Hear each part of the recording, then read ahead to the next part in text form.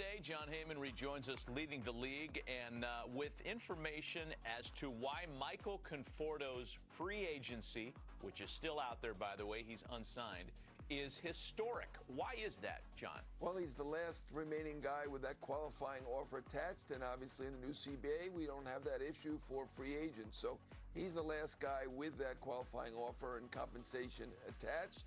I don't think it necessarily means he's not going to do well. He's also the last guy in the list of top 50 free agents remaining. So, he's the lone holdout, but I'm sure he will find a job soon. Obviously, he's been a terrific hitter for the Mets. Did not have his usual year last year, was about league average as a batter last year, dealt with COVID. That might have been the reason, but in any way, that's what hurts him more than the qualifying offer. I've heard a number of teams attached to him. The Rangers, who've already made my list, are attached. It's a possibility. They may go all the number one if they get him from you. Yeah, they might. I don't know. I might have to redo my list after your talk, though. The Rangers, I mean, obviously they've made a lot of great improvements. They wouldn't have to give up a lot in terms of compensation. They've already signed two guys with that qualifying offer attached, so we're talking about a low draft choice if it is them.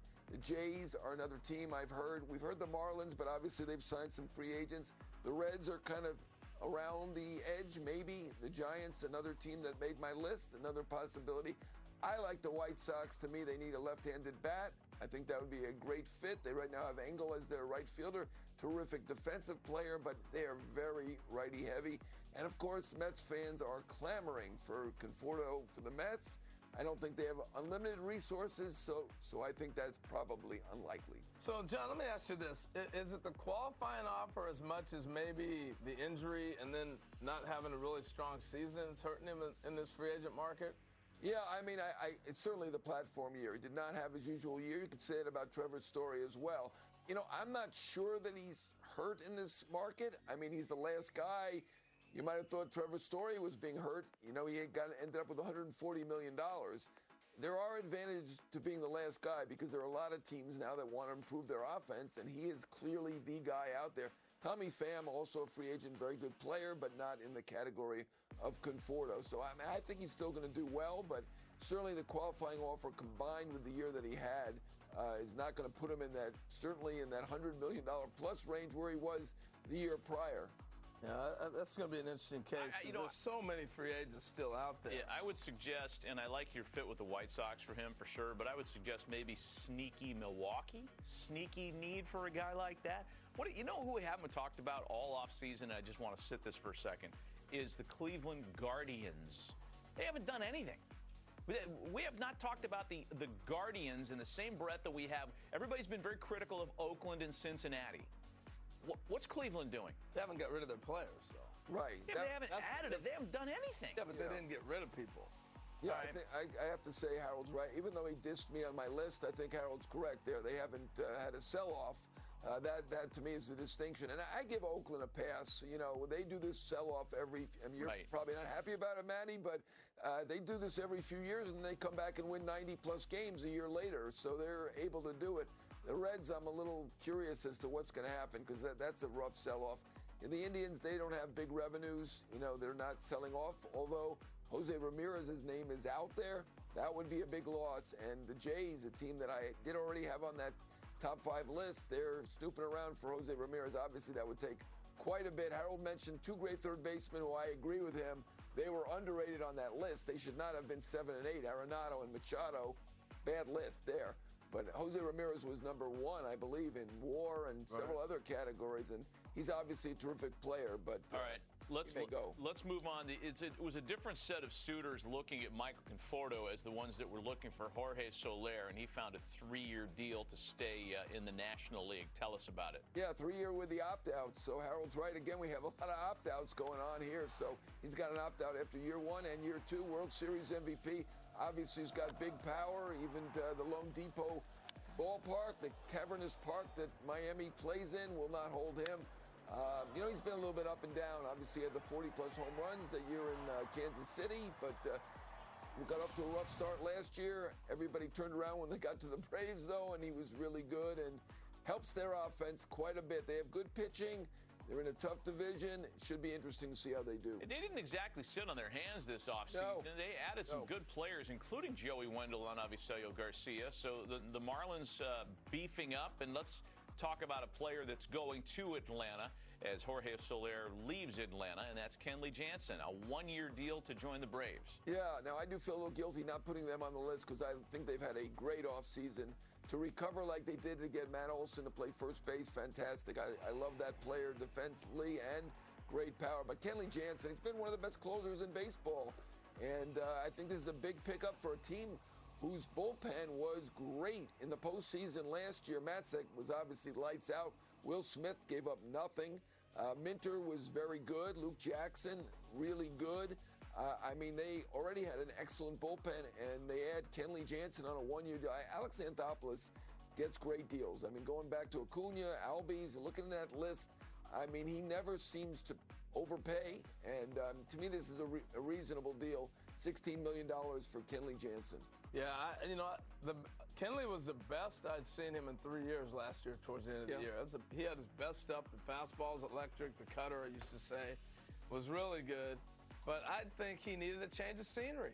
I just thought that every time that it was like, oh, no, here comes Jansen again. Once you get to that point, it's time for him to move on. Because I just didn't think that worked, that dynamic anymore. Well, it became this, too. Kenley Jansen, you know, a true closer, a real great star for the Dodgers for a lot of years. But when he would have his inevitable closer's hiccup, and everyone has had him, from Mariano Rivera to Trevor Hoffman and everybody down underneath those guys, it would always come after the All-Star break, and then it would start the questions for Dave Roberts. What's wrong with Jansen? Why is his velocity dropped? Is he going to close in the postseason? Could you stomach another postseason where Kenley Jansen blows a save, blah, blah, blah? The conversation became bad for both the player and the team. Agreed. And I agree with Harold. That's why it was time to move on. He's going to have a fresh start there. Already a good bullpen. Gets better. And the Dodgers are going to have a fresh start. Yeah. About what we talked about. Yeah. It's good. This is good for Kenley, too. Yeah, I like real this good a lot. John, thanks. John Heyman with us on a Monday with a lot of news to kind of bring us up to speed on. We're going to take a break and tell you about a new device that was worn in a Grapefruit League game this weekend that could change the landscape of the game and certainly expedite the pace of play.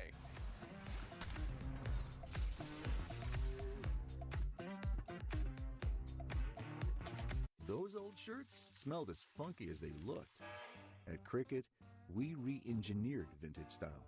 Softer fabrics, modern fits. Old school, done better. Thank you for taking care of Lorenzo.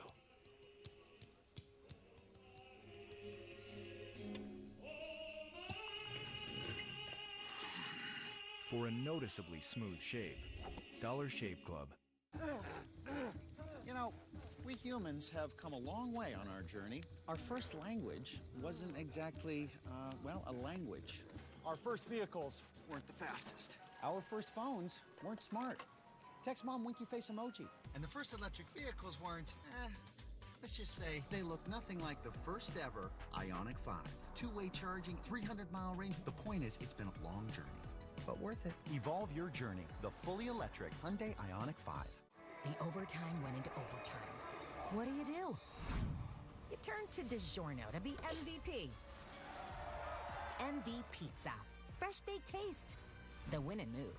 It's not delivery, it's DiGiorno. Sarah, you said you were buying a car today. Dad, it's 4 a.m. Yeah, I stayed up and crunched all the numbers. I already used Capital One Auto Navigator. I found my car online and got pre-qualified instantly. Oh, online, honey, now that can affect your credit score. It didn't, Dad. Then I got my real rate and monthly payment. Now I just need to head to the dealership for a test drive and purchase. Sounds easy. Yeah, it is. Well, since we're both up, who wants French toast? What's in your wallet?